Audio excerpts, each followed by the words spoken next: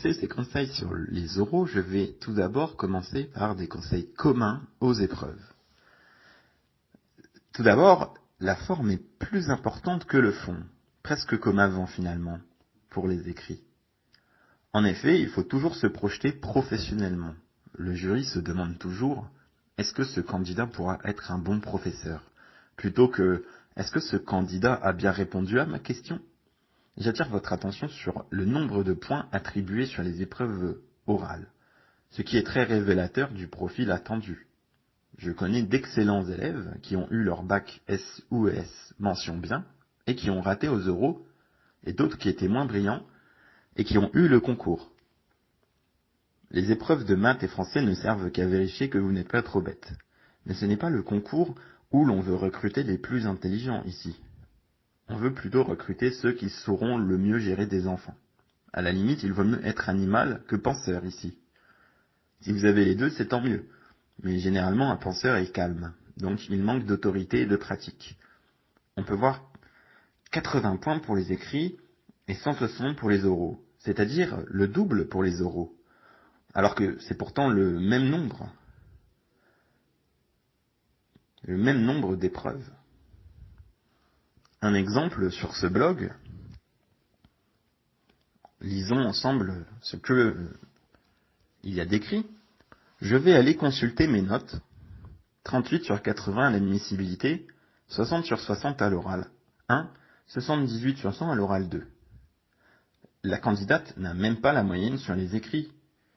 On cherche davantage des éducateurs que des professeurs en réalité. Donc pas de panique si vous vous tapez des notes inférieures à la moyenne en maths ou en français, ou des notes moyennes, puisque vous pourrez cartonner aux oraux comme démontré ici. Je ne veux pas faire dans le fatalisme et je ne dirai pas comme certains professeurs titulaires que j'ai entendu dire « certains ne sont pas faits pour ce métier ».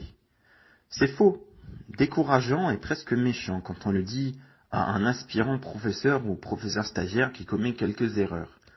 Je pense qu'on peut avoir plus d'affinité avec le métier que d'autres en effet. Mais de là à dire que certains ne sont pas capables de faire ce métier, c'est ridicule. Il n'y a que des bonnes et des mauvaises pratiques. Le meilleur moyen d'apprendre est de commettre des erreurs. C'est le moyen le plus direct, car la mémoire a tendance à retenir ce qu'on vit plutôt que ce qu'on lit, ou on entend de façon abstraite. Le cerveau ne retient que ce qu'il peut matérialiser, représenter physiquement. Quand un professeur vous parle des stades de développement de l'enfant ou de l'attention surexclusive, vous ne comprendrez pas grand-chose. En revanche, si vous avez au préalable déjà enseigné ou vécu certaines situations, cela aura du sens. Un enfant qui ne sait pas courir en petite section, et quand vous le revoyez en moyenne section, il arrive enfin à courir correctement.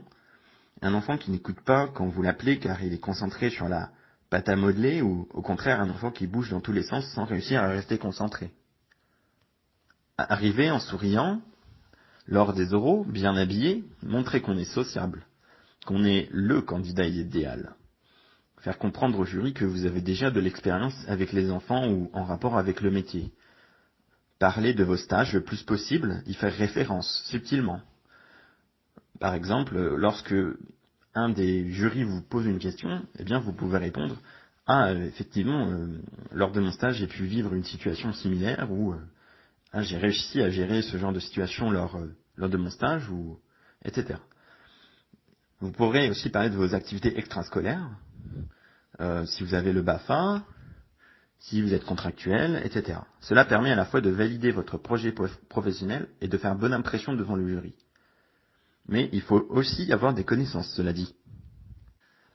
Au niveau de la notation, celle-ci est moins rationnelle. Une erreur peut coûter 10 points, alors qu'à l'écrit, une erreur, ça vaut 1 point ou 0,5. Ensuite, je dirais qu'il faut toujours montrer qu'on a confiance en soi. Éviter certains conseils que l'on peut retrouver dans les livres, c'est-à-dire, entre guillemets, ne pas hésiter à demander de reformuler une question. Eh bien, je trouve que ce conseil est faux. Il faut faire un perfect, c'est-à-dire une prestation presque parfaite, car l'inconscient du jury prendra le dessus. Il ne faut pas montrer de signe de faiblesse. Même s'ils se disent bienveillants, ils auront retenu « Oh, lui, il a des problèmes de concentration, d'attention. Il vient de me demander de reformuler la question. Il n'arrive pas à se concentrer, ce candidat. » Et donc, il peut se dire que, comme il n'arrive pas à se concentrer, ce candidat, eh bien, ça peut être dangereux pour les enfants au niveau de la surveillance et de l'autorité. Afin de mieux comprendre ce que peut penser un jury, qui est un être humain comme un autre, bien qu'on puisse le voir comme un être supérieur, le meilleur moyen est de s'entraîner avec un ou plusieurs amis à jouer au jury et au candidat, puis de faire et refaire des prestations jusqu'à ce que ce soit parfait. Ou bien vous pouvez vous filmer, mais vous n'aurez pas de retour objectif sur votre prestation.